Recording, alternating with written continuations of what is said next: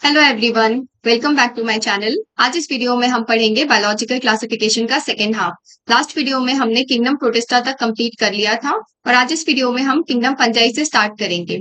और अभी तक भी अगर आपने इस चैनल को सब्सक्राइब नहीं किया है तो प्लीज वीडियो को लाइक और चैनल को सब्सक्राइब जरूर कर दे।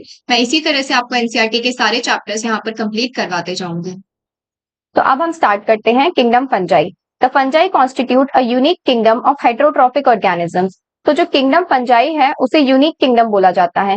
क्यों बोला जाता है? क्योंकि यहाँ पर सारे हेटेरोट्रॉफिक ऑर्गेनिज्म पाए जाते हैं, यानी कि जो फंजाई है वो अपना फूड बिल्कुल भी खुद से नहीं बनाते, वो दूसरे ऑर्गेनिज्म पे डिपेंड रहते हैं न्यूट्रिशन के लिए। इसीलिए उन्हें बोलते हैं हेटेरोट्रॉफिक ऑर्गेनिज्म। और सारे के सारे हेटेरोट्रॉफिक ऑर्गेनिज्म है, इसीलिए इस किंगडम को बोला गया है यूनिक किंगडम।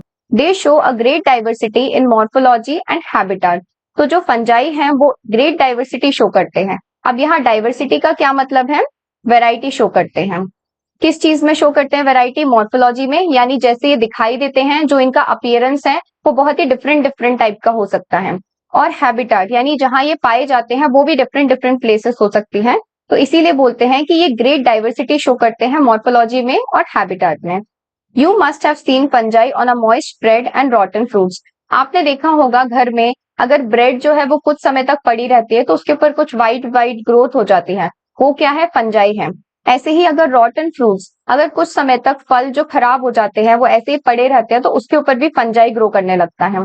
तो ये कॉमन एग्जाम्पल है जो आपको अपने घर में ही देखने को मिल सकता है। The common mushroom you eat and toadstools are also fungi. तो जो कॉमन मशरूम्स होते हैं जो खाने के पर्पज से यूज किए जाते हैं वो भी क्या है? फंजाई का एग्जाम्पल है। और टोड्स्टूल्स, टोड्स्टूल्स क्या होते हैं? ये पॉइजनस होते हैं, ये पॉइजनस मशरूम्स होते हैं, ये भी क्या है? फंजाई का एग्जाम्पल है। यानी कि कॉमन मशरूम जो खाने के पर्पज से यूज किए जाते हैं वो, और टोड्स्टूल्स जो पॉइजनस मशरूम्स होते हैं वो भी फंजाई का एग्जाम्पल है। White spot seen on mustard leaves are due to a parasitic fungus. तो जो मस्टर्ड लीव्स होते हैं उनके ऊपर कुछ व्हाइट कलर के स्पॉट्स देखने को मिलते हैं, ये एक पैरासिटिक फंगस होता है एल्बुगो, वो ये व्हाइट स्पॉट करता है मस्टर्ड लीव्स के ऊपर। ठीक है, तो ये एक पैरासिटिक फंगस का एग्जाम्पल है। Some unicellular fungi example yeast are used to make bread and beer. तो ज्यादातर फंजाई क्या होते हैं? फिलामेंटस होते हैं, लेकिन यीस्ट इसका ऐसा एग्जाम्पल है जो कि यूनिसेल्यूलर है। यूनिसेल्यूलर का मतलब इसकी बॉडी सिंगल सेल की बनी होती है। और यीस्ट किसके प्रोडक्शन में काम आते हैं? ब्रेड और बियर के।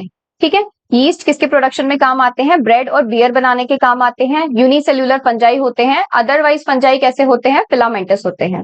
Other fungi cause diseases in plants and animals. अब जो फंजाई है वो प्लांट्स और एनिमल्स में डिजीजेस भी कॉज कर रहे हैं। Wheat rust causing Puccinia is an important example. तो जो पक्सीनिया है वो एक इंपॉर्टेंट एग्जाम्पल है, ये व्हीट की रस्टिंग कॉज करता है। यहाँ पर आपको याद रखना है कि पक्सीनिया जो है वो व्हीट की रस्टिंग कॉज करता है, और जो फंजाई है वो प्लांट्स और एनिमल्स में बहुत सारी डिजीजेस कॉज करते हैं। Some are the source of antibiotics, example penicillium. अब कुछ फंजाई ऐसे हैं जिनसे एंटीबायोटिक्स भी ऑब्टेन की जाती हैं, इसका एग्जाम्पल है पेनिसिलियम। पेनिसिलियम एक ऐसा फंजाई है जिससे पेनिसिलिन एंटीबायोटिक ऑब्टेन की जाती है। Fungi are cosmopolitan. कॉस्मोपॉलिटन का मतलब क्या होता है? जो हर जगह पाए जाते हैं। कॉस्मोपॉलिटन का क्या मतलब होता है? They are found everywhere. ये आपको एयर, वाटर, सॉइल, एनिमल्स और प्लांट्स, यानी फंजाई आपको हर जगह देखने को मिलेंगे। Air, water, soil, animals, plants, यानी ये क्या है? कॉस्मोपॉलिटन है। They are found everywhere. They prefer to grow in warm and humid places. अब फंजाई कहाँ ग्रो करना प्रेफर करते हैं? वार्म और ह्यूमिड प्लेसेस पे, जहां पर थोड़ा सा मॉइस्चर है, ह्यूमिडिटी है, और जहां पर थोड़ा वार्म है, वहां फंजाई का ग्रोथ बहुत जल्दी होता है। Have you ever wondered why we keep food in the refrigerator? क्या आपने कभी सोचा है कि हम अपना फूड रेफ्रिजरेटर के अंदर क्यों रखते हैं? उसको फंजाई से बचाने के लिए।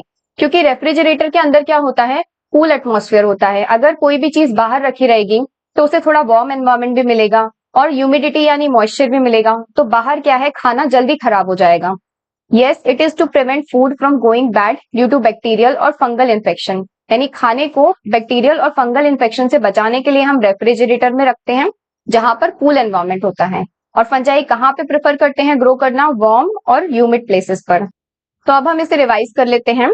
किंगडम फंजाई में हमने क्या पढ़ा? ये यूनिक किंगडम होता है। क्यों होता है यूनिक किंगडम? क्योंकि इसके अंदर सारे के सारे हेटेरोट्रॉफिक ऑर्गेनिजम्स मिलते हैं। ये ग्रेट डाइवर्सिटी शो करते हैं मॉर्फोलॉजी में और हैबिटेट में। मॉर्फोलॉजी का मतलब जैसे ये दिखाई देते हैं उसमें ग्रेट डाइवर्सिटी शो करते हैं, और हैबिटेट जहां पर ये पाए जाते हैं। एग्जाम्पल है यहाँ पर कि जो मॉइस्ट ब्रेड और रॉटन फ्रूट्स होते हैं उनके ऊपर जो ग्रोथ देखने को मिलती है वो फंजाई है। जो मशरूम्स हैं, कॉमन एडिबल मशरूम्स है, वो भी फंजाई है। जो टोडस्टूल्स है यानी पॉइजनस मशरूम्स है वो भी फंजाई है। White spots on mustard leaves, ये भी एक पैरासिटिक फंगस एल्बू को कॉज करता है मस्टर्ड लीव्स के ऊपर। इसका एक एग्जाम्पल है यीस्ट जो कि यूनिसेल्यूलर है। ठीक है, बाकी सारे फंजाई कैसे होते हैं? फिलामेंटस होते हैं। और यीस्ट को किस चीज के लिए यूज किया जाता है? ब्रेड और बियर बनाने के लिए। With the exception of yeast which are unicellular, fungi are filamentous. ये अभी हमने पढ़ा कि यीस्ट सिर्फ एक ऐसा एग्जाम्पल है जो यूनिसेल्यूलर है फंजाई का, बाकी सारे फंजाई क्या होते हैं? Filamentous. Their bodies consist of long, slender, thread-like structures called hyphae. तो फंजाई की बॉडी जो होती है वो इस तरीके से लॉन्ग, स्लेंडर, थ्रेड-लाइक स्ट्रक्चर्स होते हैं। Long, slender, thin, thread-like structures होते हैं। क्या बोलते हैं फंजाई की बॉडी को? हाइफे। तो जो इस तरीके की थ्रेड-लाइक स्ट्रक्चर की इनकी बॉडी होती है उसे क्या बोलते हैं? Hyphae. The network of hyphae is known as mycelium. अब इस हाइफी का अगर नेटवर्क बन जाता है, ब्रांचेस आ जाती है इसमें, तो इसे क्या बोल देते हैं? Mycelium. Some hyphae are continuous tubes filled with multinucleated cytoplasm. इनको क्या बोलते हैं? Coenocytic hyphae. अब इन सारी चीजों को आप यहाँ पर ऐसे समझ सकते हैं कि अगर long, slender, thin, thread like structures हैं तो वो क्या होंगी? बॉडी ऑफ फंजाई होगी जिसे बोलेंगे हाइफी। अगर इस थ्रेड लाइक स्ट्रक्चर में इस तरीके से ब्रांचेस आ जाएंगी, अगर इसका एक नेटवर्क बन जाएगा तो ये क्या होगा? इसे बोल देंगे माइसीलियम। अगर सिंगल थ्रेड लाइक स्ट्रक्चर है तो वो फंजाई की बॉडी है, उसे बोलेंगे हाइफी। अगर यहाँ पर एक नेटवर्क बन जाता है हाइफी का, ब्रांचेस आ जाती है वहां पर, तो उसे बोल देंगे माइसीलियम। अब यहाँ पर क्या बोला है कि एक लॉन्ग ट्यूब लाइक स्ट्रक्चर है, इसके अंदर सिंगल साइटोप्लाज्म है। साइटोप्लाज्म कैसा है? यहाँ पर सिंगल है, लेकिन इसके अंदर मल्टीपल न्यूक्लियस है। अब अगर सिंगल साइटोप्लाज्म में ऐसे मल्टीपल न्यूक्लियस प्रेजेंट होंगे एक लॉन्ग ट्यूब लाइक स्ट्रक्चर में, तो इसको क्या बोलेंगे? सिनोसिटिक हाइफी। अगर इस तरीके का स्ट्रक्चर है जो एक हाइफी का टाइप है, वो कैसा होता है? सिनोसिटिक हाइफी। अब दूसरा क्या बता रहे हैं? अदर्स हैव सेप्टा और cross walls in their hyphae.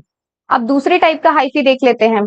पहला तो ये है यहाँ पर फर्स्ट टाइप का हाइफी। अब दूसरा कैसा होगा? इस तरीके का एक स्ट्रक्चर है, यहाँ पर सिंगल साइटोप्लाज्म है, यहाँ पर मल्टीपल न्यूक्लियस भी हैं, लेकिन यहाँ पर क्या प्रेजेंट होंगे? सेप्टा प्रेजेंट होंगे। जो दूसरे टाइप का हाइफी है उसमें क्या होंगे? सेप्टा प्रेजेंट होंगे। और सेप्टा का क्या मतलब होता है? वॉल्स।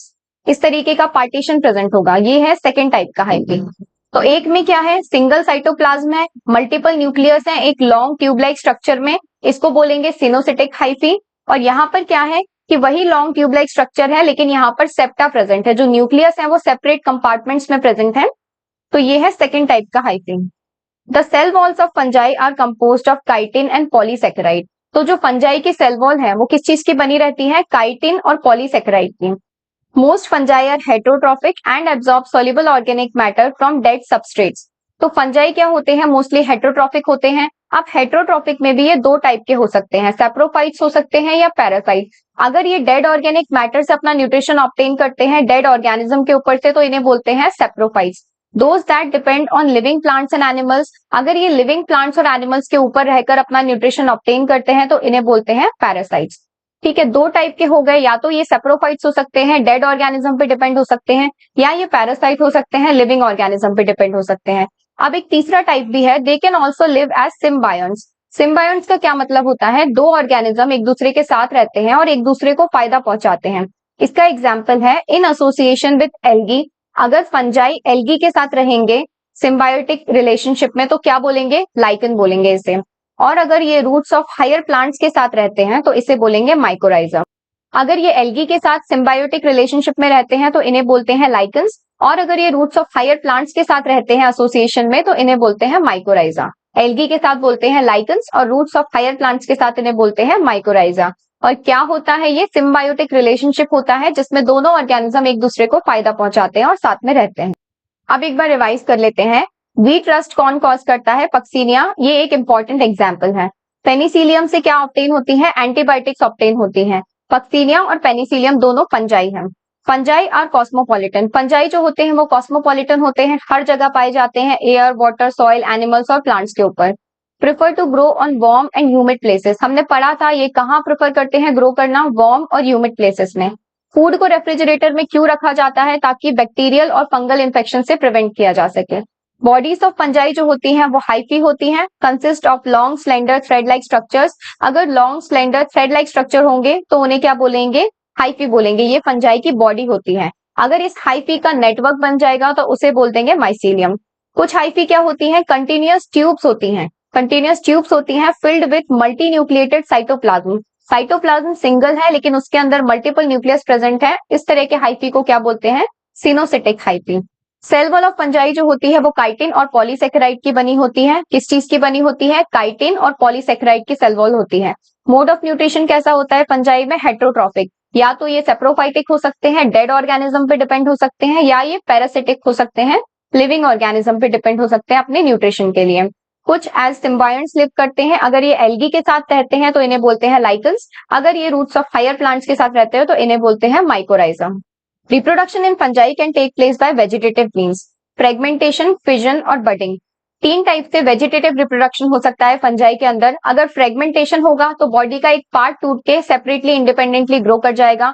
फिजन में क्या होगा, जो पेरेंट बॉडी है वो दो पार्ट में डिवाइड हो जाएगी और दो डॉटर बॉडीज ग्रो हो जाएंगी। बडिंग में क्या होता है कि जो मेन पेरेंट बॉडी है वहां पर एक बड का डेवलपमेंट हो जाता है और वो बड आगे चल के सेपरेट हो जाती है और इंडिविजुअली ग्रो कर जाती है। तो ये तीन टाइप है वेजिटेटिव रिप्रोडक्शन के फंजाई के अंदर, फ्रेगमेंटेशन, फिजन और बडिंग। अब एसेक्सुअल रिप्रोडक्शन जो होता है वो कैसे होता है, स्पोर्स से। स्पोर्स को क्या बोलते हैं, कोनिडिया और स्पोरेंजियोस्पोर्स और जूस्पोर्स। तो एसेक्सुअल रिप्रोडक्शन के जो स्पोर्स होते हैं उनका क्या नाम है, कोनिडिया या स्पोरेंजियोस्पोर्स और जूस्पोर्स। और सेक्सुअल रिप्रोडक्शन कैसे होता है, oospores, ascospores एंड बेसिडियोस्पोर्स। के नाम आपको याद रखने हैं। एसेक्सुअल स्पोर्स के नाम अलग हैं, कोनिडिया, स्पोरेंजियोस्पोर्स और जूस्पोर्स। और सेक्सुअल रिप्रोडक्शन के जो स्पोर्स हैं उनके नाम है oospores, ascospores और basidiospores. The various spores are produced in distinct structures called fruiting bodies. तो क्या होता है कि ये जो स्पोर्स हैं, इस तरीके की कुछ फ्रूटिंग बॉडीज होती हैं, उनके अंदर ये स्पोर्स का प्रोडक्शन होता है। तो ये स्पोर्स इसके अंदर ग्रो कर रहे हैं। इस स्ट्रक्चर को क्या बोला गया है, फ्रूटिंग बॉडीज। फ्रूटिंग बॉडीज के अंदर इन स्पोर्स का प्रोडक्शन होता है। The sexual cycle involves the following 3 steps. तो जो सेक्सुअल साइकिल होती है फंजाई के अंदर उसमें 3 मेन स्टेप्स होते हैं, प्लाज्मोगैमी, कैरियोगैमी और मियोसिस एंड जाइगोट। प्लाज्मोगैमी का क्या मतलब होता है कि जो प्रोटोप्लाज्म है वो दो मोटाइल या नॉन मोटाइल गैमेट्स के बीच में क्या होगा, उनके प्रोटोप्लाज्म का फ्यूजन हो जाएगा। तो उस प्रोसेस को क्या बोलेंगे, प्लाज्मोगैमी। जब सिर्फ प्रोटोप्लाज्म फ्यूज हुआ है तो उसे बोलेंगे प्लाज्मोगैमी। जब दोनों का न्यूक्लियाई भी फ्यूज हो जाएगा, नेक्स्ट स्टेप में इनका न्यूक्लियाई भी फ्यूज हो जाएगा, तो उस प्रोसेस को बोलेंगे कैरियोगैमी। प्रोटोप्लाज्म का फ्यूजन प्लाज्मोगैमी, न्यूक्लियाई का फ्यूजन कैरियोगैमी। और जब जाइगोट बन जाएगा तो उसके अंदर क्या होगा, जाइगोट क्या होगा, एक डिप्लॉयड स्ट्रक्चर होगा। तो डिप्लॉयड स्ट्रक्चर में ये मियोसिस होगा। मियोसिस का मतलब क्या होता है, रिडक्शन, डिविजन। और ये हैप्लॉइड स्पोर्स का प्रोडक्शन कर देगा। तो ये 3 स्टेप में इनकी सेक्सुअल साइकिल होती है। कैसा होता है रिप्रोडक्शन फंजाई का, वेजिटेटिव होता है, फ्रेगमेंटेशन, फिजन या बडिंग से। एसेक्सुअल स्पोर्स का नाम होता है कोनिडिया, स्पोरेंजियोस्पोर्स या जूस्पोर्स। और सेक्सुअल स्पोर्स का नाम होता है oospores, ascospores and basidiospores. Spores are produced in distinct structures called fruiting bodies. तो स्पोर्स का प्रोडक्शन कहां पर होता है, फ्रूटिंग बॉडीज के अंदर। सेक्सुअल साइकिल में 3 स्टेप्स इन्वॉल्व होते हैं जिसे बोलते हैं plasmogamy, karyogamy and meiosis in zygote. In 3 step में सेक्सुअल साइकिल कंप्लीट हो जाती है। When a fungus reproduce sexually, 2 haploid hyphae of compatible mating types come together and fuse. जब एक फंगस सेक्सुअली रिप्रोड्यूस करता है तो 2 हैप्लॉइड हाइफी जो कि कंपैटिबल मेटिंग टाइप की है वो पास में आती हैं और फ्यूज हो जाती हैं। In some fungi, the fusion of 2 haploid cells immediately result in diploid cells. कुछ फंजाई में ऐसा होता है कि 2 हैप्लॉइड सेल्स फ्यूज होते हैं और इमीडिएटली वो एक डिप्लॉइड सेल बना लेते हैं। लेकिन कुछ फंजाई में जैसे कि एस्कोमाइसिटीज और बेसिडियोमाइसिटीज में एक इंटरवेनिंग डाइकैरियोटिक स्टेज आती है, यानी कि 2 न्यूक्लियाई पर सेल। तो अब देखो कुछ फंजाई में क्या होता है कि ये 2 हैप्लॉइड सेल्स इस तरीके से फ्यूज होते हैं और ये इमीडिएटली एक डिप्लॉइड सेल बना लेते हैं। लेकिन ये क्या बोल रहे हैं कि एस्कोमाइसिटीज और बेसिडियोमाइसिटीज में एक इंटरवेनिंग स्टेज आती है। इंटरवेनिंग का मतलब होता है एक इंटरमीडिएट स्टेज आती है जिसे बोलते हैं डाइकैरियोटिक स्टेज। इस स्टेज में क्या होता है, 2 न्यूक्लियाई पर सेल हो जाते हैं। इस कंडीशन को बोलते हैं डाइकैरियन और इसको बोलते हैं डाइकैरियोफेज ऑफ फंगस। तो नॉर्मल कंडीशन में अभी हमने समझा, नॉर्मल सम फंजाई में क्या होता है कि दो हैप्लॉइड सेल्स इमीडिएटली फ्यूज होके डिप्लॉइड सेल बना लेते हैं। लेकिन एस्कोमाइसिटीज और बेसिडियोमाइसिटीज में क्या होता है कि ये दो हैप्लॉइड सेल हैं, इनके अपने अपने न्यूक्लियस हैं। ये दो हैप्लॉइड सेल्स हैं, इनके अपने न्यूक्लियस हैं। अब ये फ्यूज हुए। अब इस फ्यूज होने के बाद इनके अंदर क्या कंडीशन बनेगी कि न्यूक्लियस फ्यूज नहीं होंगे, इनका प्रोटोप्लाज्म फ्यूज हो जाएगा, लेकिन इनके न्यूक्लियस अभी फ्यूज नहीं होंगे। इसे बोलेंगे डाइकैरियन। ये जो स्टेज होती है इसे बोलते हैं डाइकैरियन या डाइकैरियोफेज ऑफ फंगस, और ये एस्कोमाइसिटीज और बेसिडियोमाइसिटीज में देखने को मिलता है। ये इंटरमीडिएट स्टेज है। अब इसके बाद जो अगली स्टेज आएगी वहां पर ये डिप्लॉइड सेल बना लेंगे, यानी कि हैप्लॉइड से डिप्लॉइड सेल तक बनने के बीच में एक डाइकैरियन फेज आती है जहां पर 2 न्यूक्लियस पर सेल वाली कंडीशन होती है। यहाँ पर क्या होता है कि इन दोनों का न्यूक्लियस है और वो इमीडिएटली फ्यूज होकर एक डिप्लॉइड स्ट्रक्चर बन गया। लेकिन यहाँ पर क्या होता है कि एक स्टेज बीच में ऐसी आती है जब सेल के अंदर न्यूक्लियस फ्यूज नहीं होते और वो डिप्लॉइड बनने से पहले एक डाइकैरियोफेज ऑफ फंगस आता है। किसमें देखने को मिलता है? एस्कोमाइसिटीज और बेसिडियोमाइसिटीज में। Later the parental nuclei fuse and the cells become diploid. बाद में क्या होता है कि वो पेरेंटल न्यूक्लियाई आपस में फ्यूज हो जाते हैं और डिप्लॉइड सेल बना लेते हैं। The fungi form fruiting bodies in which reduction division occurs, leading to formation of haploid spores. Fungi में क्या होगा? फ्रूटिंग बॉडीज बनेंगी जिनमें रिडक्शन डिवीजन होगा। अब ये डिप्लॉइड सेल बन गए तो इनके अंदर रिडक्शन डिवीजन कैसे होगा? मियोसिस से होगा। मियोसिस में क्या होता है कि डिप्लॉइड सेल्स से हैप्लॉइड स्पोर्स बन जाते हैं। मियोसिस मतलब रिडक्शन डिवीजन, तो ये हैप्लॉइड स्पोर्स का फॉर्मेशन कर देता है। The morphology of the mycelium, mode of spore formation and fruiting bodies form the basis for division of kingdom into various classes. अब ये जो किंगडम है इसे अलग अलग क्लासेस में डिवाइड किया गया है। जो किंगडम फंजाई है इसे अलग अलग क्लासेस में डिवाइड किया गया है। किसके बेसिस पे? Mycelium, mode of spore formation और फ्रूटिंग बॉडीज के बेसिस पे अलग अलग क्लासेस में इसे क्लासिफाई किया गया है। तो अब हम रिवाइज कर लेते हैं। प्लाज्मोगैमी का मतलब होता है fusion of protoplasm between 2 motile और नॉन मोटाइल गैमेट्स। जब प्रोटोप्लाज्म फ्यूज होगा तो उसे बोलेंगे प्लाज्मोगैमी। कैरियोगैमी का मतलब क्या होता है? Fusion of 2 nuclei. जब 2 न्यूक्लियाई फ्यूज होंगे तो उसे बोलेंगे कैरियोगैमी। और मियोसिस इन जाइगोट मतलब जाइगोट जो फॉर्म होगा डिप्लॉइड स्ट्रक्चर, उसके अंदर मियोसिस रिडक्शन डिवीजन होगा जो कि हैप्लॉइड स्पोर्स का फॉर्मेशन कर देगा। फंगस में सेक्सुअल रिप्रोडक्शन कैसे होता है? 2 haploid hyphae of compatible mating type come together and fuse. क्या होता है कि 2 हैप्लॉइड हाइफी पास में आती हैं, फ्यूज हो जाती हैं। कुछ फंजाई में क्या होता है कि जो 2 हैप्लॉइड सेल्स हैं वो इमीडिएटली डिप्लॉइड सेल्स बना देते हैं। लेकिन एस्कोमाइसिटीज और बेसिडियोमाइसिटीज में क्या होता है? एक इंटरवीनिंग डाइकैरियोटिक स्टेज आती है। डाइकैरियोटिक का मतलब ही होता है 2 न्यूक्लियस वाली स्टेज। ये एक इंटरमीडिएट स्टेज है जो हैप्लॉइड से डिप्लॉइड बनने के बीच में आती है। क्या बोलते हैं इसे? डाइकैरियन। यहाँ पर क्या होते हैं? 2 न्यूक्लियाई पर सेल होते हैं। अभी हमने देखा था कि इस स्टेज में एक सेल के अंदर 2 न्यूक्लियाई प्रेजेंट होते हैं क्योंकि अभी वो फ्यूज नहीं हुए हैं। इस फेज को बोलते हैं डाइकैरियोफेज ऑफ फंगस। बाद में ये 2 पेरेंटल न्यूक्लियाई फ्यूज हो जाएंगे और एक डिप्लॉइड सेल बना लेंगे। Fungi form fruiting bodies in which reduction division occur. Fungi के अंदर क्या होता है? फ्रूटिंग बॉडीज बनती हैं जिनमें रिडक्शन डिवीजन होता है। रिडक्शन डिवीजन से क्या होता है? हैप्लॉइड स्पोर्स का फॉर्मेशन होता है। Basis for the division of kingdom into various classes. इनके बेसिस पे किंगडम को वेरियस क्लासेस में डिवाइड किया गया है। Morphology of mycelium, mode of spore formation और fruiting bodies. Morphology of mycelium, mode of spore formation, fruiting bodies, यानी mycelium कैसा दिखता है इनका स्पोर फॉर्मेशन का मोड कैसा है और इनकी फ्रूटिंग बॉडीज का स्ट्रक्चर कैसा है, उसके बेसिस पे इनको डिफरेंट क्लासेस में डिवाइड किया गया है। क्या क्लासेस है? फाइकोमाइसिटीज, एस्कोमाइसिटीज, बेसिडियोमाइसिटीज और ड्यूटेरोमाइसिटीज। आगे चलकर जब हम ये क्लासेस पढ़ते हैं तो बहुत कंफ्यूजन होता है, इसलिए पहले ही इस कंपैरेटिव चार्ट में थोड़ा सा आइडिया ले लेते हैं कि अंदर क्या पढ़ने वाले हैं हम। फाइकोमाइसिटीज में क्या होता है कि जो माइसीलियम है वो एसेप्टेट और सिनोसिटिक होता है। अब आप नोटिस करो कि सिर्फ फाइकोमाइसिटीज ऐसा है जिसके अंदर माइसीलियम एसेप्टेट और सिनोसिटिक है। बाकी एस्कोमाइसिटीज, बेसिडियोमाइसिटीज और ड्यूटेरोमाइसिटीज, यहाँ पर माइसीलियम कैसा मिलेगा? ब्रांच्ड और सेप्टेट। ठीक है, याद करने का अच्छा तरीका है कि फाइकोमाइसिटीज में सिर्फ सेपरेट माइसीलियम है, बाकी सब में सेम है। एसेक्सुअल स्पोर्स जो हैं, अब फाइकोमाइसिटीज में कौन से स्पोर्स हैं? जूस्पोर्स जो कि मोटाइल है और एप्लेनोस्पोर्स जो कि नॉन मोटाइल है। ठीक है, एस्कोमाइसिटीज में जो एसेक्सुअल स्पोर्स हैं उन्हें कोनिडिया बोलते हैं और ड्यूटेरोमाइसिटीज में भी उन्हें कोनिडिया बोलते हैं। बेसिडियोमाइसिटीज में एसेक्सुअल स्पोर्स नहीं मिलते। अब ये कैसे प्रोड्यूस होते हैं? तो जो ये जूस्पोर्स हैं या एप्लेनोस्पोर्स हैं, ये कहाँ प्रोड्यूस होंगे? एंडोजिनसली इन स्पोरेंजियम। फाइकोमाइसिटीज के अंदर आपको याद रखना है कि स्पोरेंजियम के अंदर प्रोड्यूस होते हैं, तो इसे क्या बोलेंगे? एंडोजिनसली प्रोड्यूस होते हैं। लेकिन एस्कोमाइसिटीज के कहाँ होते हैं? कोनिडियोफोर्स के बाहर होते हैं, इसीलिए इन्हें बोला है एक्सोजिनसली। कोनिडियोफोर्स के बाहर प्रोड्यूस होते हैं इनके एसेक्सुअल स्पोर्स। और सेक्सुअल स्पोर्स जो है फाइकोमाइसिटीज के, वो जाइगोस्पोर्स हैं, जो कि दो गैमेट के फ्यूजन से बनते हैं। एस्कोमाइसिटीज में कौन से हैं सेक्सुअल स्पोर्स? एस्कोस्पोर्स। और बेसिडियोमाइसिटीज में बेसिडियोस्पोर्स। लेकिन ड्यूटेरोमाइसिटीज में आप आगे चल के पढ़ोगे कि सेक्सुअल स्पोर्स नहीं होते, सेक्सुअल रिप्रोडक्शन नहीं होता इसके अंदर।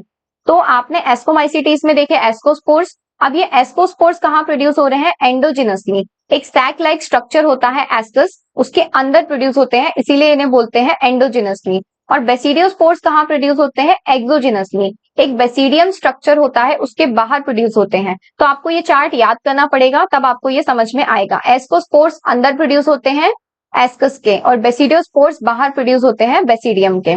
बेसिडियोमाइसिटीज के अंदर एसेक्सुअल स्पोर्स नहीं पाए जाते, इनके अंदर वेजिटेटिव रिप्रोडक्शन होता है फ्रेगमेंटेशन से। इस चार्ट में अभी आपको थोड़ा थोड़ा समझ में आया होगा, अब हम पूरा पढ़ते हैं तो आपको और क्लियर हो जाएगा। सबसे पहले पढ़ेंगे phycomycetes. Members of Phycomycetes are found in aquatic habitats and on decaying wood in moist and damp places or as obligate parasite on plants. अब ये obligate का यहाँ पर क्या मतलब है? कंपल्सरी। मतलब प्लांट्स के ऊपर एज पैरासाइट्स तो ये कंपल्सरी प्रेजेंट होंगे। फाइकोमाइसिटीज क्या होंगे? प्लांट्स के ऊपर ये कंपल्सरी पैरासाइट्स होंगे। कहाँ मिलते हैं? एक्वेटिक हैबिटेट्स में मिलते हैं, डिकेइंग वुड में मिल सकते हैं, मॉइस्ट और डैम्प प्लेसेस में, यानी जो अंधेरी मॉइस्चर वाली जगह होती है वहां पर। डिकेइंग यानी कि खराब सड़ी हुई लकड़ी के ऊपर। एक्वेटिक हैबिटेट्स में मिलते हैं, पानी वाली जगह में। और ऑब्लिगेट पैरासाइट है ये प्लांट्स पे, मतलब प्लांट्स के ऊपर तो ये एज अ पैरासाइट मिलेंगे ही, कंपल्सरी पैरासाइट्स हैं। माइसीलियम कैसा है इनका? Aseptate and coenocytic. अब आप रिलेट करते चलना उस चार्ट से। माइसीलियम कैसा है इनका? एसेप्टेट और सिनोसिटिक। सिर्फ फाइकोमाइसिटीज ऐसे हैं जिनके अंदर एसेप्टेट और सिनोसिटिक माइसीलियम है, बाकी सबके अंदर ब्रांच्ड और सेप्टेट है। Asexual reproduction take place by zoospores जो कि मोटाइल होते हैं, और एप्लेनोस्पोर्स जो कि नॉन मोटाइल होते हैं। एसेक्सुअल रिप्रोडक्शन कैसा हो रहा है इनके अंदर? जूस्पोर्स जो कि मोटाइल है, या फिर इनके अंदर एप्लानोस्पोर्स है जो कि नॉन मोटाइल है। These spores are endogenously produce in the sporangium. अभी हमने देखा था कि ये स्पोर्स कहाँ मिलेंगे? स्पोरेंजियम के अंदर प्रोड्यूस होंगे endogenously. A zygospore is formed by fusion of two gametes. जो सेक्सुअल स्पोर है यहाँ पर वो जाइगोस्पोर है। एसेक्सुअल स्पोर्स कौन से हैं? एप्लानोस्पोर्स है यहाँ पर, और जूस्पोर्स हैं। एप्लानोस्पोर्स और जूस्पोर्स क्या है? एसेक्सुअल स्पोर्स हैं। और जाइगोस्पोर यहाँ पर क्या है? सेक्सुअल स्पोर है। जो एसेक्सुअल स्पोर है वो स्पोरेंजियम के अंदर प्रोड्यूस हो रहे हैं endogenously. These gametes are similar in morphology isogamous और dissimilar in morphology anisogamous और oogamous। जाइगोस्पोर्स के अंदर जो गैमेट्स का फ्यूजन होता है, अगर उन गैमेट्स की मॉर्फोलॉजी सिमिलर है तो हम उन्हें क्या बोलेंगे? आइसोगैमस बोलेंगे। और अगर उनकी मॉर्फोलॉजी डिसिमिलर है तो एनाइसोगैमस और oogamous बोलेंगे। अब फाइकोमाइसिटीज के कुछ कॉमन एग्जाम्पल हैं म्यूकोर, राइजोपस एंड एल्बुगो। एल्बुगो हमने देखा था कि जो व्हाइट स्पॉट्स कर रहा था मस्टर्ड लीव्स के ऊपर, ये पैरासिटिक फंगस है। मस्टर्ड के ऊपर व्हाइट स्पॉट्स करता है एल्बुगो, ये एक पैरासिटिक फंगस है। राइजोपस जो कि ब्रेड मोल्ड है, राइजोपस जो कि ब्रेड मोल्ड है, ये भी फाइकोमाइसिटीज का एग्जाम्पल है। और म्यूकोर, तीन एग्जाम्पल है इसके, म्यूकोर, राइजोपस और एल्बुगो। अब एक बार रिवाइज कर लेते हैं। फाइकोमाइसिटीज का हैबिटेट क्या है? एक्वेटिक हैबिटेट में मिलते हैं, डिकेइंग वुड पे मिलते हैं, मॉइस्ट और डैम्प प्लेसेस में मिल सकते हैं, ऑब्लिगेट पैरासाइट होते हैं प्लांट पे। ठीक है। माइसीलियम कैसा है इनका? एसेप्टेट एंड सिनोसिटिक है। ये डिफरेंट माइसीलियम है, आपको याद रखना है। एसेक्सुअल रिप्रोडक्शन इनके अंदर जूस्पोर्स होता है जो कि मोटाइल है, एप्लेनोस्पोर्स से होता है जो कि नॉन मोटाइल है। कहाँ प्रोड्यूस होते हैं? स्पोरेंजियम के अंदर। जूस्पोर्स और एप्लेनोस्पोर्स कहाँ प्रोड्यूस होते हैं? स्पोरेंजियम के अंदर एंडोजिनसली। दो गैमेट का जब फ्यूजन होके बनता है वो जाइगोस्पोर है। अगर ये गैमेट सिमिलर मॉर्फोलॉजी के तो आइसोगैमस बोलेंगे, अगर ये डिसिमिलर मॉर्फोलॉजी के हैं तो इन्हें एनाइसोगैमस और oogamous बोलेंगे। एग्जाम्पल है इसका म्यूकोर, राइजोपस और एल्बुगो। अब नेक्स्ट हम पढ़ेंगे ascomycetes, commonly known as sac fungi. इन्हें हम सैक फंजाई क्यों बोलते हैं? क्योंकि इनके अंदर सैक लाइक स्ट्रक्चर्स ग्रो करते हैं। The ascomycetes are mostly multicellular. Ascomycetes कैसे होते हैं? मल्टी सेल्यूलर, जैसे कि पेनिसिलियम, और रेयरली यूनिसेल्यूलर भी हो सकते हैं जैसे कि ईस्ट। अब पेनिसिलियम जो है वो एस्कोमाइसिटीज का एग्जाम्पल है, और ईस्ट भी एस्कोमाइसिटीज का एग्जाम्पल है। लेकिन पेनिसिलियम कैसा है? मल्टी सेल्यूलर है, और ईस्ट यूनिसेल्यूलर है। ईस्ट का एग्जाम्पल यहाँ पर सैक्रोमाइसिस है। They are saprophytic, decomposers, parasitic और कॉप्रोफिलस। अब ये क्या है? सारी डेड डिकेइंग एरियाज में आपको देखने को मिलेंगे। सेप्रोफाइटिक का मतलब डेड ऑर्गेनिज्म पे ग्रो करेंगे। डिकम्पोजर्स का भी वही मतलब होता है कि डेड ऑर्गेनिज्म के ऊपर ग्रो करके उसको डिकम्पोज करेंगे। पैरासिटिक है। कॉप्रोफिलस का मतलब जो डंग, जो गोबर के ऊपर ग्रो करते हैं, वो भी एस्कोमाइसिटीज हैं, यानी कॉप्रोफिलस। माइसीलियम इनका कैसा होता है? ब्रांच्ड और सेप्टेट। अब यहाँ पर हमने देखा कि बाकी के जो तीन हैं, एस्कोमाइसिटीज, बेसिडियोमाइसिटीज और ड्यूटेरोमाइसिटीज, इन तीनों का माइसीलियम कैसा मिलेगा? ब्रांच और सेप्टेट। द एसेक्सुअल स्पोर्स यहाँ पर भी कोनिडिया है। ये कहाँ प्रोड्यूस होते हैं? Exogenously on the special mycelium called conidiophores. अब जो एस्कोमाइसिटीज के जो एसेक्सुअल स्पोर्स हैं, यानी कि कोनिडिया, ये कहाँ प्रोड्यूस होते हैं? एक्सोजिनसली होते हैं कोनिडियोफोर्स के ऊपर। कोनिडिया जो है एसेक्सुअल स्पोर्स है एस्कोमाइसिटीज के, ये एक्सोजिनसली ग्रो करते हैं कोनिडियोफोर्स पे, यानी कोनिडियोफोर्स के बाहर ग्रो करते हैं। Conidia on germination produce mycelium. अब ये स्पोर्स हैं, तो जब फेवरेबल कंडीशन आएगी तब ये ग्रो करके क्या बनाएंगे? माइसीलियम बनाएंगे। तो ये है इसके एसेक्सुअल स्पोर। अब एस्कोमाइसिटीज के जो सेक्सुअल स्पोर्स होते हैं उन्हें बोलते हैं एस्कोस्पोर्स। अब ये कहाँ ग्रो करते हैं? एंडोजिनसली ग्रो करते हैं इन सैक लाइक एस्काई। तो सैक लाइक एक स्ट्रक्चर होता है, उसको बोलते हैं एस्काई, और उसके अंदर ये ग्रो करते हैं। सिंगुलर इसका होगा एस्कस। एसेक्सुअल स्पोर्स कोनिडिया है, एक्सोजिनसली ग्रो कर रहे हैं कोनिडियोफोर्स के बाहर। लेकिन सेक्सुअल स्पोर्स क्या है? एस्कोस्पोर्स है, ये एंडोजिनसली ग्रो कर रहे हैं एस्काई के अंदर। ठीक है, इसीलिए एंडोजिनसली बोल रहे हैं। These asci are arranged in different type of fruiting bodies called ascocarps. तो ये जो एस्काई हैं, ये सैक लाइक स्ट्रक्चर होते हैं इस तरीके का। ये क्या करते हैं? इस तरीके से अरेंज होते हैं, बहुत सारे एस्काई इस तरीके से अरेंज होते हैं कि ये फ्रूटिंग बॉडीज बना लेते हैं। तो जब ये बहुत सारे एस्काई अरेंज होकर फ्रूटिंग बॉडीज बनाते हैं तो उसे क्या बोलते हैं? एस्कोकार्प। ये एस्कोमाइसिटीज का है, इसीलिए ये एस्कोकार्प है।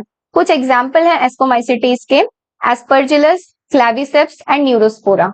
ठीक है, Aspergillus, Claviceps and Neurospora. Neurospora को एक्सटेंसिवली बायोकेमिकल और जेनेटिक वर्क में यूज किया जाता है। न्यूरोस्पोरा को बायोकेमिकल और जेनेटिक वर्क में यूज किया जाता है। Many members like morels and truffles are edible and considered delicacies. Ascomycetes के कुछ मेंबर्स जैसे कि मोरल्स और ट्रफल्स, ये एडिबल होते हैं, इनको डेलिकेसी कंसीडर किया जाता है। और इसके एग्जाम्पल है एस्परजिलस, क्लेविसेप्स, न्यूरोस्पोरा। तो अब हम रिवाइज करते हैं। एस्कोमाइसिटीज में हमने क्या पढ़ा? कॉमन नेम होता है इनका sac fungi. Mostly multicellular होते हैं, जिसका एग्जाम्पल है पेनिसिलियम। रेयरली यूनिसेल्यूलर होते हैं, जिसका एग्जाम्पल है यीस्ट या फिर सैक्रोमाइसिस। क्या होते हैं? ये सेप्रोफाइट्स होते हैं, डेड डिकेइंग ऑर्गेनिज्म पे ग्रो करते हैं, डिकम्पोजर्स होते हैं, पैरासिटिक होते हैं और कॉप्रोफिलस यानी कि डंग के ऊपर ग्रो करते हैं। माइसीलियम इनका कैसा है? ब्रांच्ड और सेप्टेट माइसीलियम है। इनके एसेक्सुअल स्पोर्स जो होते हैं वो कोनिडिया होते हैं। ये स्पोर्स कहाँ ग्रो करते हैं? कोनिडियोफोर्स के बाहर ग्रो करते हैं एक्सोजिनसली। क्या है इनके? एसेक्सुअल स्पोर है, कोनिडियोफोर के बाहर ग्रो करते हैं, इन्हें बोलते हैं कोनिडिया। अब इनके सेक्सुअल स्पोर्स कौन से हैं? एस्कोस्पोर्स। ये एंडोजिनसली ग्रो करते हैं। ये एस्काई के एक सैक लाइक स्ट्रक्चर है, एस्काई उसके अंदर ग्रो करते हैं, इसे बोलते हैं एस्कोस्पोर्स। ये कोनिडिया जर्मिनेशन पे क्या प्रोड्यूस करते हैं? माइसीलियम। एस्काई जो होते हैं, जो सैक लाइक स्ट्रक्चर एस्काई है, वो अरेंज होते हैं different type of fruiting bodies में। बहुत सारे मिलकर एक साथ फ्रूटिंग बॉडीज बनाते हैं, उसको बोलते हैं एस्कोकार्प। एग्जाम्पल है एस्कोमाइसिटीज का एस्परजिलस, क्लेविसेप्स और न्यूरोस्पोरा। न्यूरोस्पोरा को एक्सटेंसिवली यूज किया जाता है बायोकेमिकल और जेनेटिक वर्क में। और मॉरल्स और ट्रफल्स जो एडिबल मेंबर्स हैं, इन्हें डेलिकेसीज कंसिडर किया जाता है। ये एग्जाम्पल आप एक बार देख सकते हैं। जो फर्स्ट पिक्चर है ये म्यूकोर का है, सेकेंड पिक्चर जो है ये एस्परजिलस का है, और थर्ड पिक्चर जो है वो एगेरिकस का है। ये सारे एग्जाम्पल हैं फंजाई के। अब देखते हैं basidiomycetes. Commonly known forms of basidiomycetes are mushrooms. जो कॉमन फॉर्म्स है बेसिडियोमाइसिटीज के वो सारे क्या है? मशरूम, यानी जितने भी मशरूम्स होते हैं वो बेसिडियोमाइसिटीज में आते हैं। या फिर हम इन्हें बोल सकते हैं ब्रैकेट फंजाई और पफ बॉल्स। ये इनके अदर नेम है। बेसिडियोमाइसिटीज के अदर नेम क्या है? ब्रैकेट फंजाई और puff balls. They grow in soil, on logs and tree stumps and in living plant bodies as parasite. तो ये सॉइल में ग्रो कर सकते हैं, लॉग्स यानी लकड़ी के जो पीसेस होते हैं बड़े बड़े उनके ऊपर ग्रो कर सकते हैं, ट्री स्टम्प्स जो कटे हुए पेड़ों के स्टम्प्स होते हैं उन पे, या फिर ये लिविंग प्लांट बॉडी में एज अ पैरासाइट ग्रो कर सकते हैं। एग्जाम्पल है इसके रस्ट एंड स्मट्स। अब इनका माइसीलियम कैसा है? Branched and septate, same as ascomycetes. Asexual spores generally not found. Basidiomycetes में क्या होते हैं? एसेक्सुअल स्पोर्स नहीं मिलते, लेकिन एक वेजिटेटिव रिप्रोडक्शन होता है इनके अंदर फ्रेगमेंटेशन से, कॉमनली फ्रेगमेंटेशन से देखने को मिलता है। The sex organs are absent. but plasmogamy is brought about by fusion of two vegetative or somatic cells of different strains or genotype. तो यहाँ पर asexual spores भी absent होते हैं, सेक्स ऑर्गन्स भी एब्सेंट होते हैं, लेकिन प्लाज्मोगैमी हो रही है। प्लाज्मोगैमी का क्या मतलब होता है? जब प्रोटोप्लाज्म का फ्यूजन होता है। तो प्लाज्मोगैमी होती है दो वेजिटेटिव और सोमेटिक सेल्स डिफरेंट स्टेन और जीनोटाइप के जब पास में आके फ्यूज करते हैं तो प्लाज्मोगैमी इसके अंदर देखने को मिल रही है बेसिडियोमाइसिटीज में। तो प्लाज्मोगैमी होने के बाद जो रिजल्टेंट स्ट्रक्चर बनेगा वो डाइकैरियोटिक होगा और अल्टीमेटली ये क्या बनेगा? बेसिडियम। तो सेक्स ऑर्गन्स एब्सेंट है लेकिन फिर भी प्लाज्मोगैमी हो रही है। कैसे हो रही है? दो वेजिटेटिव या सोमैटिक सेल्स का फ्यूजन हो रहा है और उसके बाद एक रिजल्टेंट डाइकैरियोटिक स्ट्रक्चर बन रहा है जो कि बेसिडियम में कन्वर्ट होगा। फिर इसके अंदर कैरियोगैमी यानी न्यूक्लियस का फ्यूजन भी होगा और जब डिप्लॉयड स्ट्रक्चर बन जाएगा तो मियोसिस भी होगा जिससे 4 बेसिडियोस्पोर बनेंगे। हमने पढ़ा है कि मियोसिस का मतलब होता है रिडक्शन डिविजन। तो जब यहाँ पर प्लाज्मोगैमी हो गई फिर उसके बाद डाइकैरियोटिक स्ट्रक्चर बन गया। हमने पढ़ा था कि एक इंटरवीनिंग डाइकैरियोटिक स्टेज आती है बेसिडियोमाइसिटीज में। तो यहाँ पर प्लाज्मोगैमी के बाद ये जो डाइकैरियोटिक फेज है ये वही फेज है। फिर इन्होंने बेसिडियम बन गया। फिर क्या हुआ? कैरियोगैमी। फिर न्यूक्लियस का फ्यूजन हो गया पेरेंट न्यूक्लियाई का। अब जब डिप्लॉयड स्ट्रक्चर बन गया है तो उसके अंदर मियोसिस होगा, रिडक्शन डिविजन होगा और रिडक्शन डिविजन में हमेशा 4 स्पोर्स बनते हैं। तो यहाँ पे 4 बेसिडियम है तो 4 बेसिडियोस्पोर्स बन जाएंगे। The basidiospores are exogenously produced on the basidium. अब यहाँ पर बेसिडियोस्पोर्स इसके सेक्सुअल स्पोर्स हैं तो ये कहाँ बनेंगे? बेसिडियम के बाहर ग्रो करेंगे तो इन्हें बोलेंगे एक्सोजेनसली प्रोड्यूस होते हैं बेसिडियम के बाहर। प्लूरल इसका हो जाएगा बेसिडिया। ठीक है, अभी रिवीजन में एक बार और अच्छे से समझ आएगा। The basidia are arranged in fruiting bodies called basidiocarps. तो ये बेसिडिया जैसे कि एस्काई का पढ़ा था हमने, ऐसे ही ये बेसिडिया भी बहुत सारे बेसिडिया एक साथ अरेंज होते हैं और ये फ्रूटिंग बॉडीज बनाते हैं। उसको क्या बोलते हैं? Basidiocarps. Some common members are Agaricus mushroom, Ustilago smut and Puccinia rust fungus. तो बेसिडियोमाइसिटीज के एग्जाम्पल क्या है? एगेरिकस, अस्टिलैगो और पक्सीनिया, ये कॉमन एग्जाम्पल है। अब जो भी पढ़ा है उसको थोड़ा क्लियरली और समझते हैं। बेसिडियोमाइसिटीज के नोन फॉर्म्स को क्या बोलते हैं? मशरूम, ब्रैकेट फंजाई और पफबॉल। यानी बेसिडियोमाइसिटीज का जो अदर नेम है वो क्या है? मशरूम है, ब्रैकेट फंजाई है और पफबॉल है। कहाँ ग्रो करते हैं ये? सॉइल में, लॉग्स में, ट्री स्टंप में और लिविंग प्लांट बॉडी में भी ग्रो करते हैं एज पैरासाइट। जो लिविंग प्लांट बॉडी है वहां पर एज पैरासाइट भी प्रेजेंट रहते हैं। एग्जाम्पल है रस्ट और स्मट। बेसिडियोमाइसिटीज के एग्जाम्पल क्या है? रस्ट और स्मट। इनका माइसीलियम भी एस्कोमाइसिटीज की तरह ही ब्रांच और सेपरेट होता है। एसेक्सुअल स्पोर्स यहाँ पर नहीं मिल रहे हैं लेकिन वेजिटेटिव रिप्रोडक्शन होता है फ्रेगमेंटेशन से। ऐसे ही सेक्स ऑर्गन्स भी यहाँ पर एब्सेंट है लेकिन प्लाज्मोगैमी हो रही है। अब ये प्लाज्मोगैमी कैसे हो रही है? Plasmogamy is brought about by fusion of 2 vegetative और somatic cells of different strain और जीनोटाइप। तो यहाँ जो प्लाज्मोगैमी है वो 2 वेजिटेटिव या सोमेटिक सेल होंगे डिफरेंट स्ट्रेन के, वो पास में आएंगे, फ्यूज होंगे तो प्लाज्मोगैमी होगी, यानी कि उनके प्रोटोप्लाज्म का फ्यूजन होगा। अब हमने पढ़ा था कि बेसिडियोमाइसिटीज के अंदर एक डाइकैरियोटिक इंटरमीडिएट स्टेज आती है। तो यहाँ पर जो रिजल्टेंट स्ट्रक्चर है वो कैसा बनेगा? डाइकैरियोटिक, यानी 2 न्यूक्लियाई पर सेल। यहाँ पर कैसा होगा? 2 न्यूक्लियाई पर सेल वाली स्टेज आएगी। यहाँ पर 2 न्यूक्लियाई पर सेल है इसीलिए इसको बोला है डाइकैरियोटिक। ये डाइकैरियोटिक स्टेज ही आगे चल के बेसिडियम बनाएगी जो कि क्लब शेप ऑर्गन है। अब क्या होगा? ये इंटरमीडिएट स्टेज जब खत्म होगी तो कैरियोगैमी होगी, यानी कि जो 2 न्यूक्लियस हैं वो फ्यूज होकर सिंगल न्यूक्लियस बनेंगे और ये डिप्लॉयड स्ट्रक्चर बन जाएगा। तो जब ये डिप्लॉयड स्ट्रक्चर बन जाएगा तो इसके अंदर होगा रिडक्शन डिविजन यानी मियोसिस और 4 बेसिडियोस्पोर्स यहाँ पर प्रोड्यूस हो जाएंगे। तो ये है पूरा प्रोसेस। बेसिडियोस्पोर्स जो प्रोड्यूस होंगे वो कैसे होंगे? एक्सोजेनसली, बेसिडियम के बाहर। बेसिडियोस्पोर्स कैसे होंगे? बेसिडियम के बाहर प्रोड्यूस होंगे। The basidia are arranged in fruiting bodies जिनको बेसिडियोकार्प्स बोलेंगे। तो ये जो बेसिडिया है क्लब शेप ऑर्गन, ये बहुत सारे एक साथ अरेंज हो जाएंगे और एक स्ट्रक्चर बनाएंगे जिसे बोलेंगे फ्रूटिंग बॉडी और वो क्या होंगे? बेसिडियोकार्प्स। प्लाज्मोगैमी का मतलब होता है फ्यूजन ऑफ प्रोटोप्लाज्म। कैरियोगैमी का मतलब होता है जब 2 न्यूक्लियाई फ्यूज होते हैं और मियोसिस का मतलब क्या होता है कि जब एक डिप्लॉयड सेल 4 हैप्लॉयड स्पोर्स में कन्वर्ट हो जाता है। जब एक डिप्लॉयड स्ट्रक्चर 4 हैप्लॉयड स्पोर्स या गैमेट्स बना देता है तो उसे बोलते हैं मियोसिस या रिडक्शन डिविजन। और एग्जाम्पल है इसके एगेरिकस, अस्टिलैगो और पक्सीनिया। अब हम पढ़ते हैं deuteromycetes, commonly known as imperfect fungi because only the asexual और vegetative phases of these fungi are known. तो ड्यूटेरोमाइसिटीज को बोलते हैं इम्परफेक्ट फंजाई। क्यों बोलते हैं? क्योंकि इनके अंदर कोई सेक्सुअल स्टेज नहीं होती, सिर्फ एसेक्सुअल और वेजिटेटिव फेजेस होते हैं, इसीलिए इनको बोलते हैं imperfect fungi. When the sexual form of these fungi were discovered they were moved into classes they rightly belong to.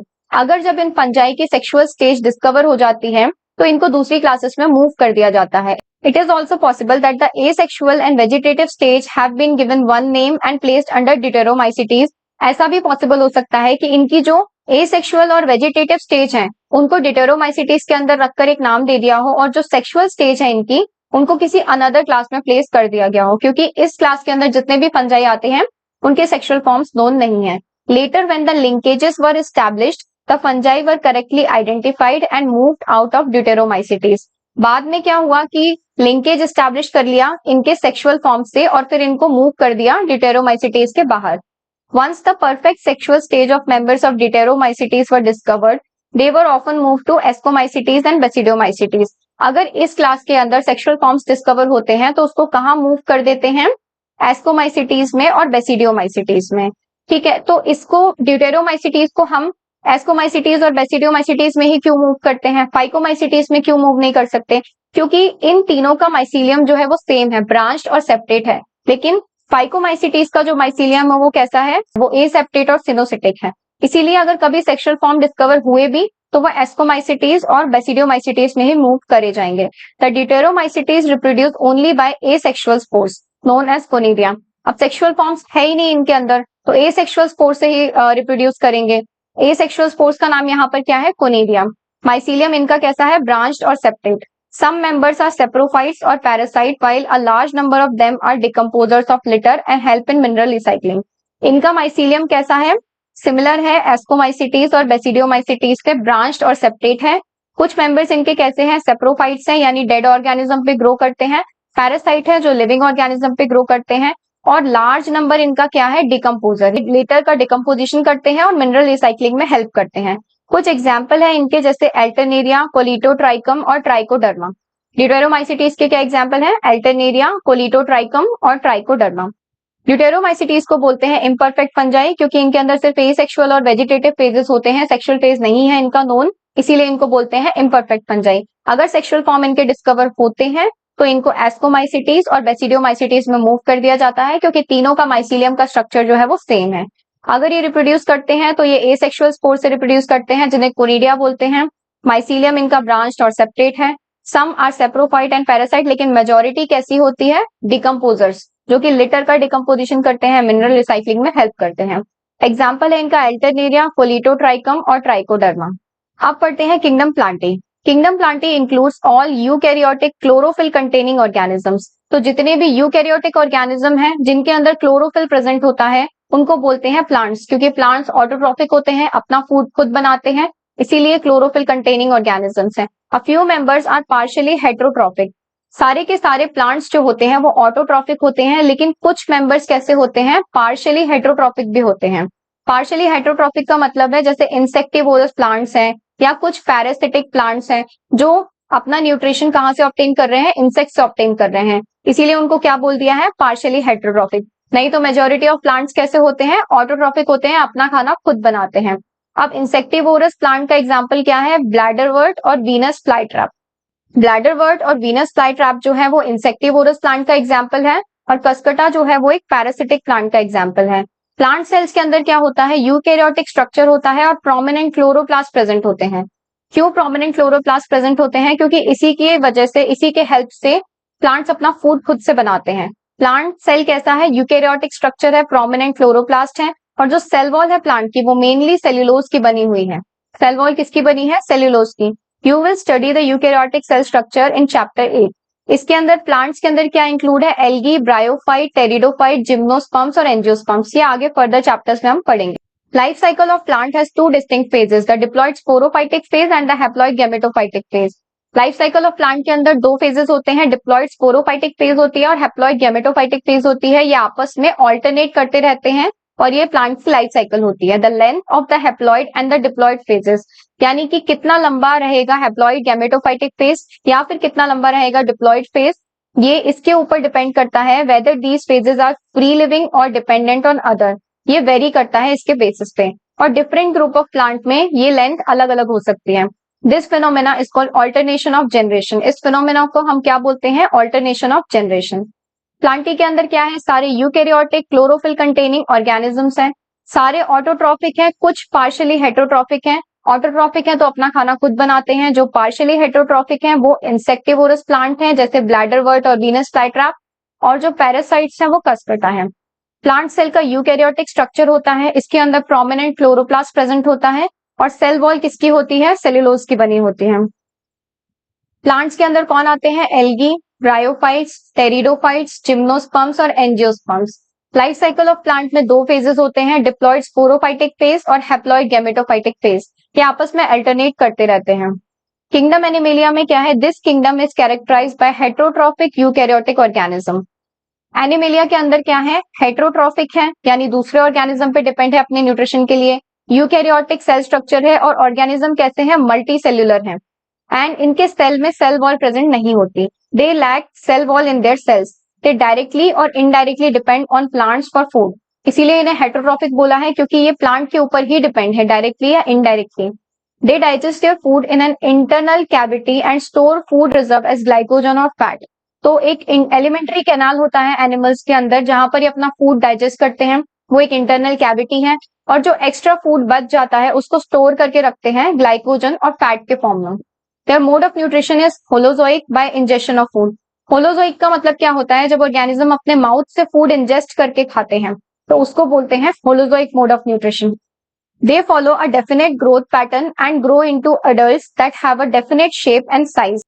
ये सिमिलर ग्रोथ पैटर्न को फॉलो करते हैं, यानी पहले एक बेबी की स्टेज आएगी, फिर चाइल्ड की स्टेज आएगी, फिर एडल्ट की, और ये ऐसे एडल्ट्स में ग्रो करेंगे जिनका डेफिनेट शेप और साइज है, यानी कि एक ग्रोथ पैटर्न फॉलो करते हैं एनिमल्स जो सबके अंदर सेम है। Higher forms also show elaborate sensory and neuromotor mechanism. जो हायर फॉर्म्स है वो एलैबोरेट सेंसरी और न्यूरोमोटर मैकेनिज्म शो करते हैं। Most of them are capable of locomotion. सब लोकोमोशन यानी मूवमेंट के लिए केपेबल होते हैं। The sexual reproduction is by copulation of male and female followed by embryological development. तो sexual reproduction जो होता है वो copulation of male and female से होता है और फिर embryological development होता है further. किंगडम एनिमेलिया में क्या पढ़ा? सारे हेटरोट्रॉफिक यूकैरियोटिक ऑर्गेनिज्म है, यानी सारे ऑर्गेनिज्म जो है वो हेटरोट्रॉफिक है और यूकैरियोटिक सेल स्ट्रक्चर है, मल्टी सेल्यूलर होते हैं। इनके सेल में सेल वॉल प्रेजेंट नहीं होती। डायरेक्टली या इनडायरेक्टली ये प्लांट्स पे डिपेंड है फूड के लिए, इसीलिए हेटरोट्रॉफिक है। फूड को डाइजेस्ट करते हैं एक इंटरनल कैविटी में और एक्स्ट्रा फूड को स्टोर कर लेते हैं एज ग्लाइकोजन और फैट। मोड ऑफ न्यूट्रिशन कैसा है? होलोजोइक, मतलब इंजेक्शन करना माउथ से। Follow a definite growth pattern को फॉलो करते हैं। Higher forms have elaborate sensory and neuromotor mechanism. Sexual reproduction is by copulation between male and female followed by embryological development. In the five kingdom classification of Whitaker, there is no mention of lichens and some acellular organisms like viruses, viroids and prions. तो RH. Whittaker का जो 5 kingdom classification है उनमें इनको mention ही नहीं किया गया, lichens को और कुछ एसेल्युलर ऑर्गेनिज्म को, जैसे कि वायरसेस, वायरॉइड्स और प्रियॉन्स को। They are briefly introduce here. यहाँ पर इनके बारे में बात की गई है। All of us who have suffered the ill effects of common cold और flu know what effect viruses can have on us. तो जिन लोगों को भी कॉमन कोल्ड हुआ है वो जानते हैं कि वायरसेस का कितना ज्यादा इम्पैक्ट होता है हमारे ऊपर, even if we do not associate it with our condition. Viruses did not find a place in classification. Viruses को क्लासिफिकेशन में कोई जगह नहीं मिली। क्यों नहीं मिली? Since they are not considered truly living. तो इस क्लासिफिकेशन में वायरसेस को क्यों जगह नहीं मिली? क्योंकि इनको ट्रूली लिविंग कंसीडर नहीं किया जाता। इनके पास क्या होता है? अपना खुद का सेल स्ट्रक्चर नहीं होता। If we understand living as those organism that have a cell structure. अब यहाँ पर क्या बोल रहे हैं कि अगर हम उन ऑर्गेनिज्म को लिविंग कंसीडर करते हैं जिनके पास अपना सेल स्ट्रक्चर है, तो वायरसेस को फिर हम लिविंग नहीं बोल सकते, क्योंकि वायरसेस के पास क्या है? अपना सेल स्ट्रक्चर नहीं होता। The viruses are non cellular organism that are characterized by having an inert crystalline structure outside the living cell. Viruses के अंदर क्या होता है कि एक इनर्ट क्रिस्टलाइन स्ट्रक्चर है लिविंग सेल के बाहर, यानी इनके ऊपर एक कोई कवरिंग नहीं होती। ये नॉन सेल्यूलर ऑर्गेनिज्म है जिनके अंदर एक इनर्ट क्रिस्टलाइन स्ट्रक्चर होता है outside the living cell. Once they infect the cell, they take over the machinery of the host cell to replicate themselves, killing the host. ये क्या करते हैं? जैसे ही ये किसी होस्ट के ऊपर अटैक करते हैं, ये उसकी मशीनरी को पूरा टेक ओवर कर लेते हैं, अपने आप को वहां पर रेप्लिकेट करना स्टार्ट कर देते हैं और होस्ट को किल कर देते हैं। Would you call viruses living or non living? अब आगे देखते हैं वायरसेस लिविंग है या non living. Viruses, viroids, prions and lichens, इनको मेंशन ही नहीं किया गया विटेकर के 5 किंगडम सिस्टम ऑफ क्लासिफिकेशन में। किसको मेंशन नहीं किया गया? लाइकन्स को और कुछ एसेल्युलर ऑर्गेनिजम्स को, जैसे कि वायरसेस, वायरॉइड्स और प्रियॉन्स को। वायरसेस को क्या रीजन है इनको क्लासिफिकेशन में इंक्लूड नहीं करने का? क्योंकि इनको ट्रूली लिविंग कंसीडर नहीं किया जाता। क्यों ट्रूली लिविंग कंसीडर नहीं किया जाता? क्योंकि इनके पास अपना सेल स्ट्रक्चर नहीं है। ये क्या है? इनके पास एक इनर्ट क्रिस्टलाइन स्ट्रक्चर है आउटसाइड द लिविंग सेल। तो वायरसेस क्या है? कनेक्टिंग लिंक है between living and non living. Virus का मतलब क्या होता है? वेनम और पॉइजनस फ्लूइड। वायरस का मतलब, वर्ड वायरस का क्या मतलब होता है? वेनम और poisonous fluid. Virus means venom or poisonous fluid. Dmitry Ivanovsky in 1892 recognized certain microbes as causal organism of the mosaic disease of tobacco. तो डिमिट्री इवेनोविस्की ने 1892 में क्या किया? रिकॉग्नाइज किया कि मोजेक डिजीज ऑफ टोबैको हो रही है। तो ये किससे हो रही है? कुछ कॉजल ऑर्गेनिज्म है इस डिजीज के, जो कि वायरसेस हैं। तो किसने डिस्कवर किया? डिमिट्री इवेनोविस्की ने 1892 में देखा कि मोजेक डिजीज ऑफ टोबैको हो रही है और इसके कुछ कॉजल ऑर्गेनिज्म है, तो उनको इसने क्या बोला? Viruses. These were found to be smaller than bacteria because they pass through bacteria proof filters. अब इनको बैक्टीरिया से भी स्मॉलर बोला गया क्योंकि ये बैक्टीरिया प्रूफ फिल्टर से पास हो जाते थे। M.W. Bejernik in 1898 demonstrated that the extract of the infected plants of tobacco could cause infection in healthy plants. तो डिमिट्री इवेनोविस्की ने 1892 में क्या किया? डिस्कवर किया वायरसेस को मोजेक डिजीज ऑफ टोबैको में, और फिर M.W. बेजरनिक ने 1898 में डेमोन्स्ट्रेट किया कि जो इन्फेक्टेड प्लांट्स है टोबैको के, उसमें से एक्सट्रैक्ट निकाला इन्होंने और वो एक्सट्रैक्ट हेल्दी प्लांट्स में इंट्रोड्यूस किया। तो देखा कि जो इन्फेक्शन है वो हेल्दी प्लांट्स में भी ट्रांसफर हो गया। तो ये एक्सट्रैक्ट किसने निकाला? M.W. बेजरनिक ने 1898 में एक्सट्रैक्ट निकाला इन्फेक्टेड प्लांट्स ऑफ टोबैको का, उसको हेल्दी प्लांट्स में ट्रांसफर किया और देखा कि उनके अंदर भी सेम इन्फेक्शन हो रहा है। और फिर उन्होंने नेम किया न्यू पैथोजन को एज वायरस। तो नेम किसने दिया इनको? बेजरनिक ने। M.W. बेजरनिक ने वायरसेस को वायरस नाम दिया और उस फ्लूइड को क्या बोला? जिस फ्लूइड को ट्रांसफर किया था इन्होंने हेल्दी प्लांट में, उसको बोला इन्होंने contagium vivum fluidum, infectious living fluid. क्या बोला उस फ्लूइड को? कंटेजियम वाइवम फ्लूइडम, यानी इन्फेक्शियस लिविंग फ्लूइड। फिर आते हैं W.M. स्टैनली। 1935 में W.M. स्टैनली ने क्या किया? He showed that viruses could be crystallized and crystals consist largely of protein. अब W.M. स्टैनली ने 1935 में क्या किया? वायरसेस को क्रिस्टलाइज कर दिया और क्रिस्टलाइज करके देखा कि लार्जली इनकी बॉडी किसकी बनी हुई है? प्रोटीन्स की। They are inert outside the specific host cell. जब ये अपने होस्ट सेल के बाहर रहते हैं तो ये इनर्ट फॉर्म में रहते हैं। इनर्ट का क्या मतलब होता है? यहाँ पर ये इनएक्टिव फॉर्म में रहते हैं जब ये अपने होस्ट के बाहर रहते हैं। और इन्होंने W.M. स्टैनली ने क्या किया? इनको क्रिस्टलाइज करके देखा कि इनकी जो बॉडी है वो मेजरली प्रोटीन की बनी है। वायरस क्या होते हैं? ऑब्लिगेट पैरासाइट होते हैं। ऑब्लिगेट का क्या मतलब होता है? कंपलसरी, यानी जब ये एक्ट करेंगे तो सिर्फ पैरासाइट के फॉर्म में ही एक्ट करेंगे, अदरवाइज ये क्या पड़े रहेंगे? इनर्ट इनएक्टिव फॉर्म में पड़े रहेंगे। Viruses were discovered by Dmitri Ivanovsky. Discover किसने किया था? डिमिट्री इवेनोव्स्की ने 1892 में। कैसे रिकॉग्नाइज किया इनको? कि मोजेक डिजीज ऑफ टोबैको में जो पॉजिटिव ऑर्गेनिज्म है वो वायरसेस हैं। तो डिमिट्री इवेनोव्स्की ने इनको मोजेक डिजीज ऑफ टोबैको में डिस्कवर किया। टर्म वायरसेस किसने दिया? टर्म वायरसेस किसने दिया? M.W. बेजरनिक ने 1898 में। He called the infected fluid of viruses as contagium vivum fluidum और infectious living fluid. टर्म दिया M.W. बेजरनिक ने, और जो फ्लूइड इसने एक्सट्रैक्ट किया था इन्फेक्टेड फ्लूइड, उसको क्या बोला? कंटेजियम वाइवम फ्लूइडम और इन्फेक्शियस लिविंग फ्लूइड। फिर W.M. स्टैनली ने 1935 में showed the isolation of the virus of tobacco in mosaic in crystalline form.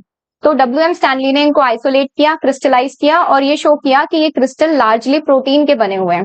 Virus जो होते हैं वो स्मॉलर देन बैक्टीरिया होते हैं, इनर्ट होते हैं outside the specific host cell और ऑब्लिगेट पैरासाइट होते हैं, यानी सिर्फ पैरासिटिक फॉर्म में ही ये सर्वाइव करते हैं। In addition to protein also contain genetic material either DNA और RNA.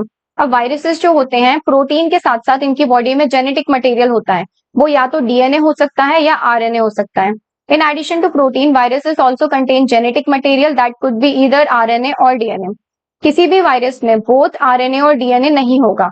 No virus contain both RNA and DNA. या तो RNA प्रेजेंट होगा या DNA. A virus is a nucleoprotein. Virus क्या होते हैं? न्यूक्लियोप्रोटीन होते हैं और जेनेटिक मटेरियल जो होता है वो इन्फेक्शियस होता है। इनका आउटर कवरिंग जो होती है वो प्रोटीन की होती है और उसके अंदर जो जेनेटिक मटेरियल होता है वो इन्फेक्शियस होता है। In general viruses that infect plants have single stranded RNA. जो वायरसेस प्लांट पे इन्फेक्शन करते हैं उनके अंदर क्या होता है? सिंगल स्ट्रैंडेड RNA होता है। and the viruses that infect animals have either single or double stranded RNA or double stranded DNA. जो वायरसेस एनिमल में इन्फेक्शन करते हैं उनके अंदर या तो सिंगल या डबल स्ट्रैंडेड आरएनए हो सकता है या डबल स्ट्रैंडेड डीएनए हो सकता है। क्या हो सकता है? सिंगल या डबल स्ट्रैंडेड आरएनए या double stranded DNA. Single stranded DNA नहीं होता। वायरसेस के अंदर जो जेनेटिक मटेरियल होता है वो या तो आरएनए होता है या तो डीएनए होता है, दोनों नहीं हो सकता। और जो वायरसेस प्लांट में इन्फेक्शन करते हैं उनके अंदर सिंगल स्ट्रैंडेड आरएनए होता है, और जो एनिमल में इन्फेक्शन करते हैं उनके अंदर सिंगल स्ट्रैंडेड आरएनए या डबल स्ट्रैंडेड आरएनए होगा या फिर डबल स्ट्रैंडेड डीएनए होगा। बैक्टीरियल वायरसेस और बैक्टीरियोफेजेस, जो वायरस बैक्टीरिया को भी इन्फेक्ट कर देते हैं उनको क्या बोलते हैं? बैक्टीरियोफेजेस। ये usually double stranded DNA virus होते हैं। तो बैक्टीरिया के अंदर जो इन्फेक्शन कर देते हैं वो कौन से होते हैं? बैक्टीरियोफेज। और ये कैसे होते हैं? डबल स्ट्रैंडेड डीएनए वायरसेस होते हैं। The protein coat called capsid, virus के ऊपर जो प्रोटीन कोट होता है उसे क्या बोलते हैं? कैप्सिड। ये बना होता है स्मॉल सब यूनिट्स का जिसे बोलते हैं कैप्सोमियर। सभी आगे डायग्राम में देखेंगे। प्रोटेक्ट द न्यूक्लिक एसिड, तो एक आउटर कवरिंग है जिसके अंदर न्यूक्लिक एसिड प्रेजेंट होता है। इस तरीके से ये डायग्राम है। तो ये आउटर कवरिंग है, ये वायरसेस के ऊपर एक कैप्सिड होता है जो कि बहुत सारे ये छोटे छोटे यूनिट्स दिख रहे हैं, ये सारे कैप्सोमियर्स हैं। ये सारे एक साथ मिलके बनाते हैं कैप्सिड। कैप्सिड जो होता है वो बाहर का आउटर कवर होता है और इसके अंदर जेनेटिक मटेरियल आरएनए या डीएनए प्रेजेंट होता है। तो ये है वायरस का स्ट्रक्चर और ये है बैक्टीरियोफेज का डायग्राम। पहला वाला जो है वो टोबैको मोज़ेक वायरस है, टीएमवी, और दूसरा है बैक्टीरियोफेज। बैक्टीरियोफेज में ऊपर क्या होता है? हेड होता है। यहाँ पर ये कॉलर है इसकी, ये शीट्स जो है वो इसकी बॉडी है और टेल फाइबर्स में इसके टेल हैं। ठीक है, हेड है ऊपर, फिर कॉलर है, फिर शीट जो है वो बॉडी है और ये टेल फाइबर्स हैं। तो इस तरीके से इसका डायग्राम होता है। The protein coat called capsid made of small sub units called capsomeres, तो जो प्रोटीन कोट है वो कैप्सिड होता है, स्मॉल सब यूनिट्स का बना होता है कैप्सोमियर्स का, और ये न्यूक्लिक एसिड को यानी जेनेटिक मटेरियल को प्रोटेक्ट करता है। These capsomeres are arranged in helical और polyhedral geometric forms. तो जो कैप्सोमियर्स होते हैं ये हेलिकल और पॉलीहेड्रल फॉर्म्स में अरेंज होते हैं। ये जो कैप्सोमियर्स हैं ये हेलिकल या पॉलीहेड्रल ज्योमेट्रिक फॉर्म्स में अरेंज होते हैं। Viruses cause diseases like mumps, small pox, herpes and influenza. तो ये एग्जाम्पल है वायरस से होने वाली डिजीजेस के, mumps, small pox, herpes and influenza. AIDS भी वायरस से होने वाली डिजीज है। In plants the symptoms can be mosaic formation.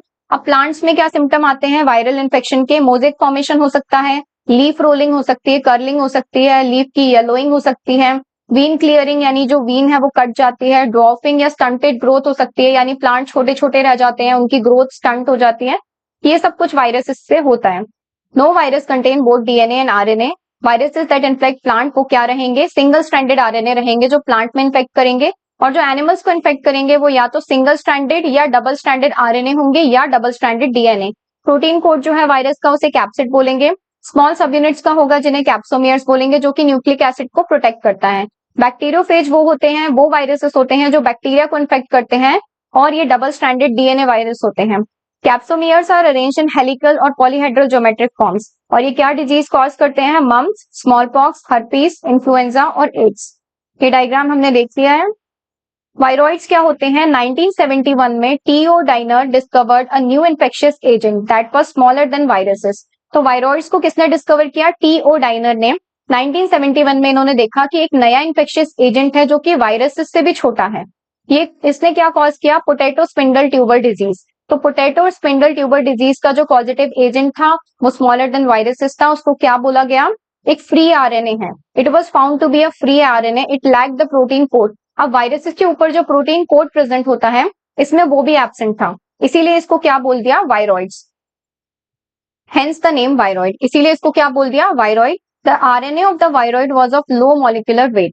ठीक है, 1971 में टीओ डाइनर ने एक नया इन्फेक्शियस एजेंट डिस्कवर किया जो कि वायरसेस से भी छोटा था।